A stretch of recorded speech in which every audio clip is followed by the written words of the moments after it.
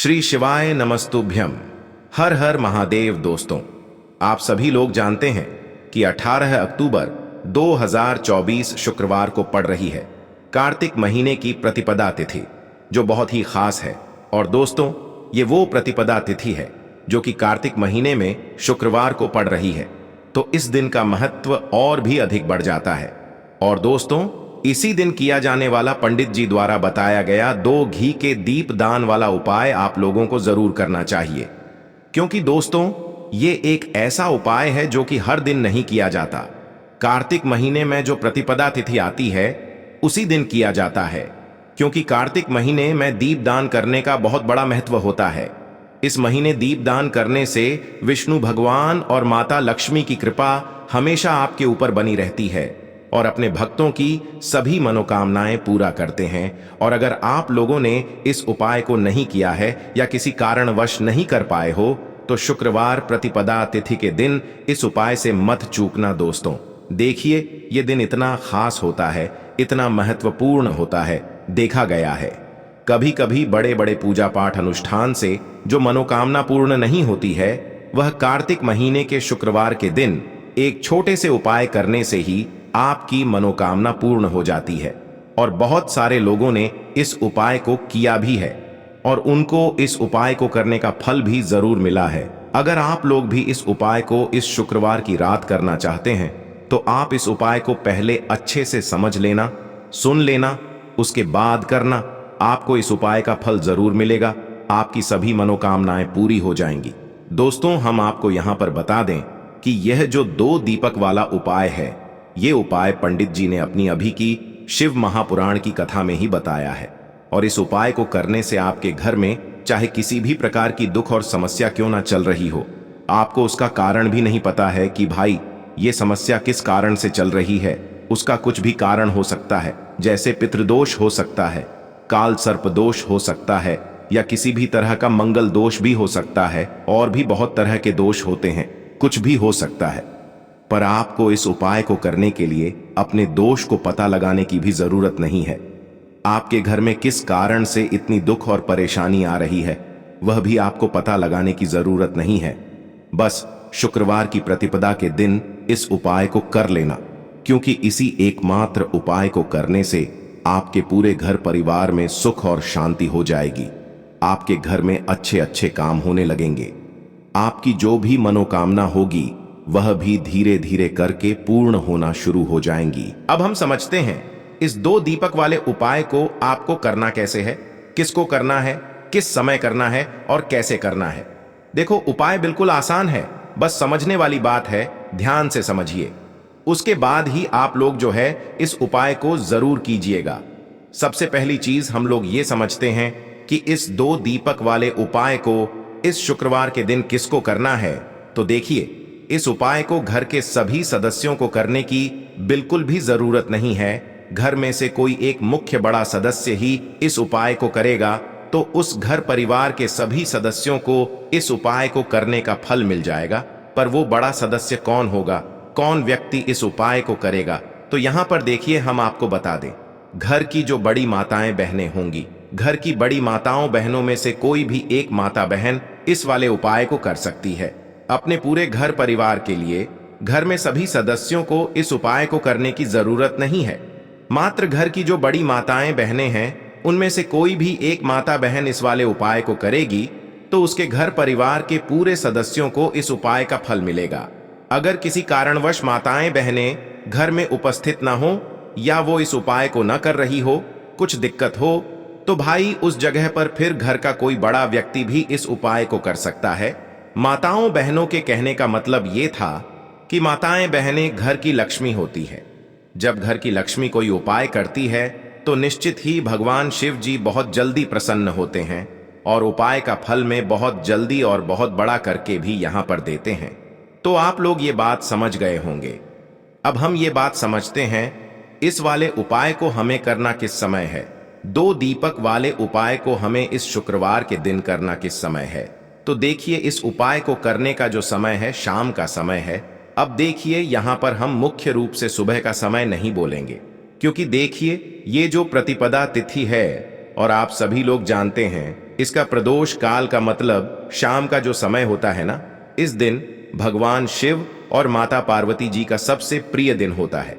तो आप लोग इस दीपक वाले उपाय को शाम के समय प्रदोष काल में कर सकते हो। देखो, अगर शाम के समय कर रहे हो तो इस दिन जरूर शाम के समय का ध्यान रखना कि शाम के 5 बजे से लेकर 6 बजे के बीच में अगर आप इस उपाय को कर सकते हो तो बिल्कुल कर लेना, पूरी कोशिश करना। पर अगर किसी कारणवश इस समय के बीच में ना कर पाओ तो रात 7 बजे तक भी अगर आप उपाय को करोगे तो आपको उपाय का फल जरूर मिलेगा। ये बात आपको समझ आ गई। अब बात करते हैं उपाय की। देखिए, इस उपाय के लिए आपको 2 दीपक लेने होंगे। दोनों ही दीपक आप मिट्टी के भी ले सकते हैं और दोनों ही दीपक आप शुद्ध आटा मढ़कर उनके भी तैयार कर सकते हैं। अब दोस्तों, दोनों ही दीपक के अंदर आपको शुद्ध घी का प्रयोग करना होगा और एक दीपक के अंदर आपको गोल रुई की बाती का प्रयोग करना होगा और एक दीपक के अंदर आपको लंबी बाती का प्रयोग करना होगा। लंबी बाती वाले दीपक के अंदर आप मौली वाला जो धागा आता है कलावा का, उसकी बाती का प्रयोग भी आप लंबी बाती वाले दीपक के अंदर कर सकते हैं। देखिए, 2 दीपक वाला ये चमत्कारी उपाय केवल शुक्रवार की रात्रि में ही किया जाता है, इसीलिए आपको इस उपाय को बहुत ही ध्यान से समझना। इसी के साथ में आपको 1 चुटकी काले तिल के दाने लेना है और इसी के साथ में आपको मात्र 1 चुटकी हल्दी भी लेनी होगी। अब दोस्तों, ये सभी सामग्री लेकर के आपको रात्रि के समय पहुंच जाना है अपने घर में, जहां कहीं भी तुलसी जी का पौधा, तुलसी माता का निवास स्थान है, वहां पर। देखिए दोस्तों, सबसे पहले तो आपके पास जो एक गोल बाती का दीपक, उसे आपको तुलसी जी के वहां पर प्रज्वलित करना है। दीपक को प्रज्वलित करते समय आपको ओम नमो भगवते वासुदेवाय इस मंत्र का 11 बार जाप कर लेना है।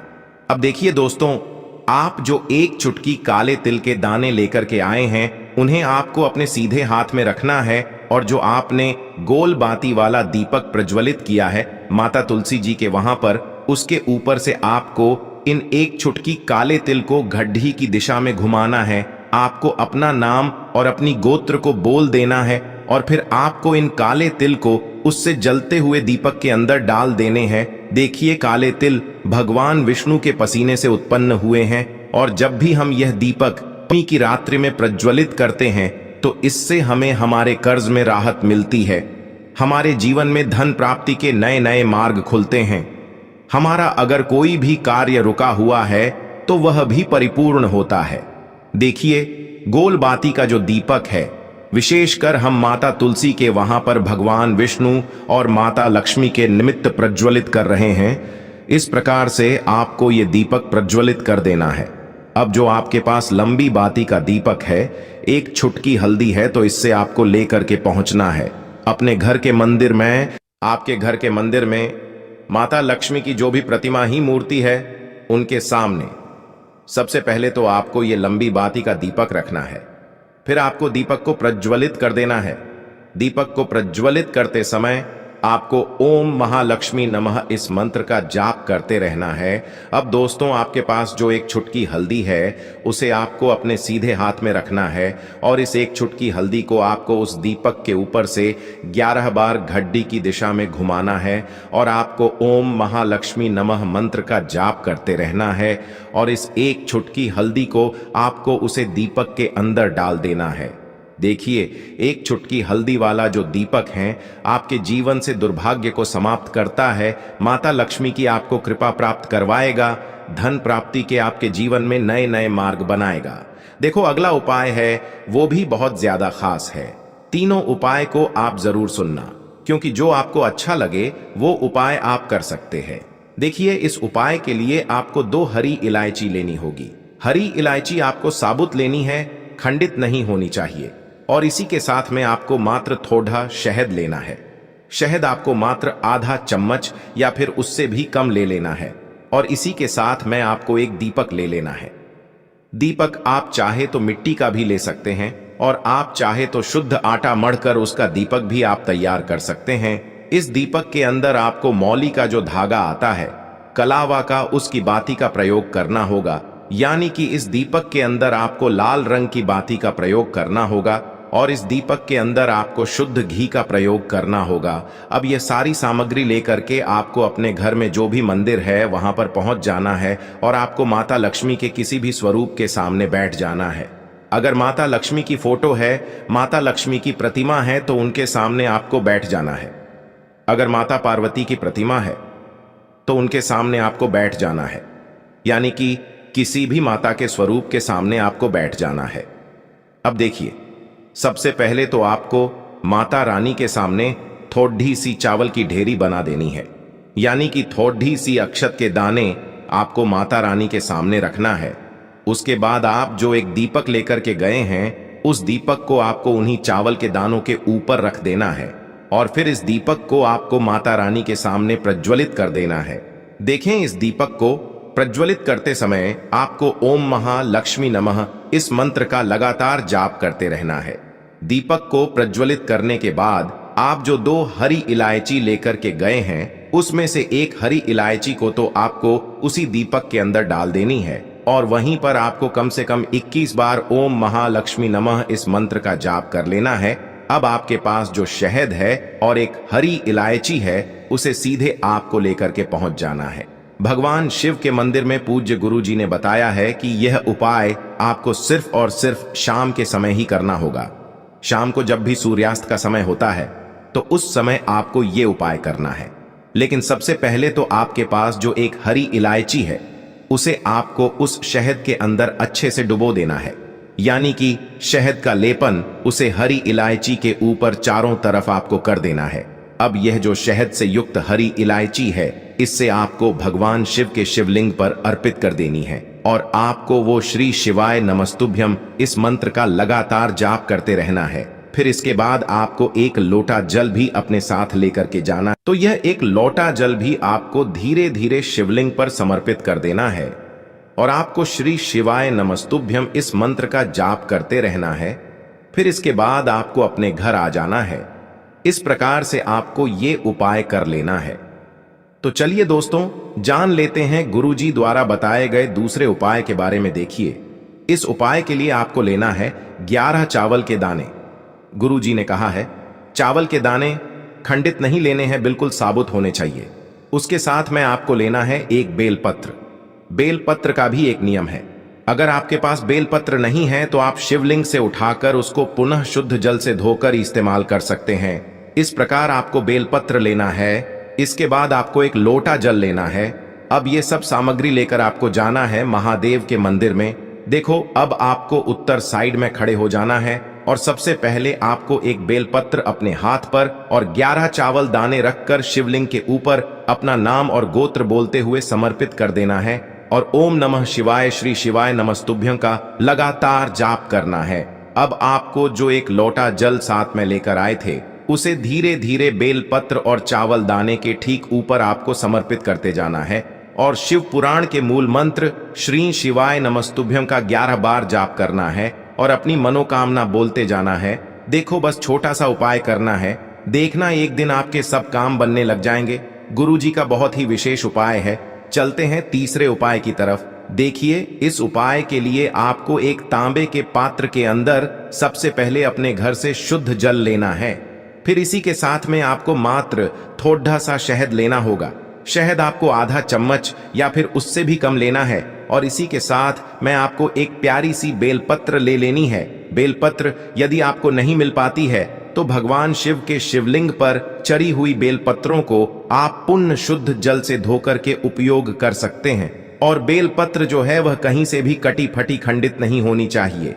अब ये तीनों सामग्री लेकर के सीधे आपको पहुंच जाना होगा भगवान शिव के मंदिर में। ये उपाय सुबह से लेकर के शाम तक किसी भी समय कर सकते हैं। देखिए, सबसे पहले तो आपके पास जो शहद है, उससे आपको अपने सीधे हाथ की चींटी उंगली के जो पास वाली उंगली होती है, अनामिका उंगली, उसमें थोड़ा सा शहद आपको लेना है और इससे फिर आपको शिवलिंग पर जहां माता सुंदरी का स्थान होता है, वहां पर आपको ओम का निर्माण करना है। लेकिन जलाधारी के बिल्कुल बीच में जो स्थान होता है, उससे माता अशोक सुंदरी का स्थान कहते हैं और इसी स्थान पर आपको शहद से ओम का निर्माण करना है।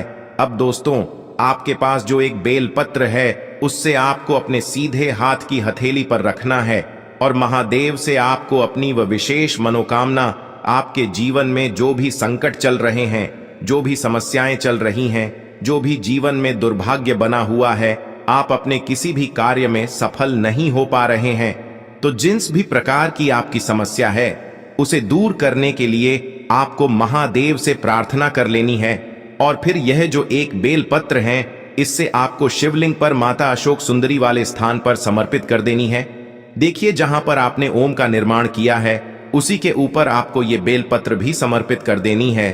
देखिए, बेलपत्र की चिकनी साइड का हिस्सा शिवलिंग से स्पर्श होगा और इसकी जो डंडी है वो आपको जलाधारी की ओर रखनी है। पत्ती वाला भाग शिवलिंग की तरफ रहेगा।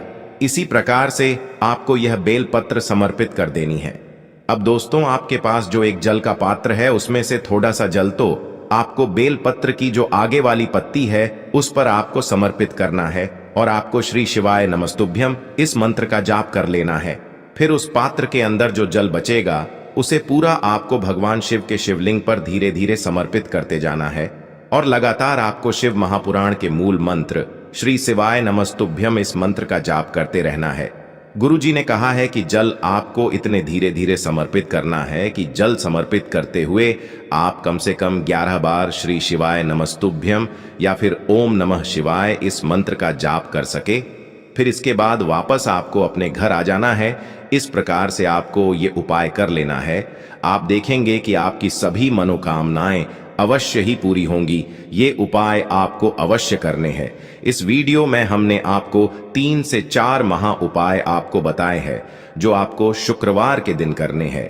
अगर आपके मन में उपाय से जुड़ा कोई भी सवाल है तो हमें कमेंट बॉक्स में पूछ सकते हैं। उपाय करते समय कोई भी गलती नहीं करनी है। अगर आपको हमारी वीडियो पसंद आए तो हमारे इस चैनल को सब्सक्राइब जरूर करें।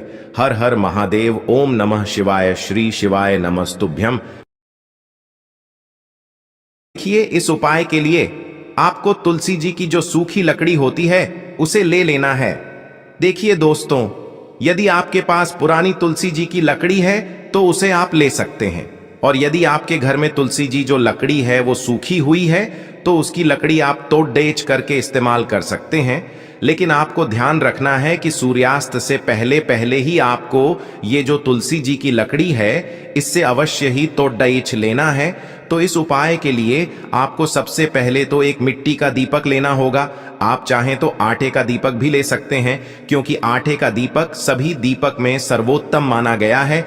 इस दीपक के अंदर आपको शुद्ध घी का प्रयोग करना होगा और इससे दीपक के अंदर अपने जो तुलसी जी की लकड़ी ली है उसे भी रख देना है। लेकिन ये जो तुलसी जी की लकड़ी है इसमें आपको चारों तरफ अच्छे से घी लगा लेना है। देखिए, गुरु जी ने बताया है कि जो तुलसी जी की लकड़ी है यदि आप उपाय करते हैं और बहुत ही शीघ्रता से जल जाती है तो इसके लिए आपको एक कार्य करना है। आपको थोड़ी सी रुई ले लेनी है और उससे रुई को आपको जो तुलसी जी के अपने लकड़ी ली है उस पर अच्छे से चारों तरफ लपेट देनी है। तुलसी जी की लकड़ी के ऊपर रुई लपेटने के बाद इसे आपको पूरा घी के अंदर डुबो लेना है। अब इसे आपको बाती के रूप में प्रयोग करना है।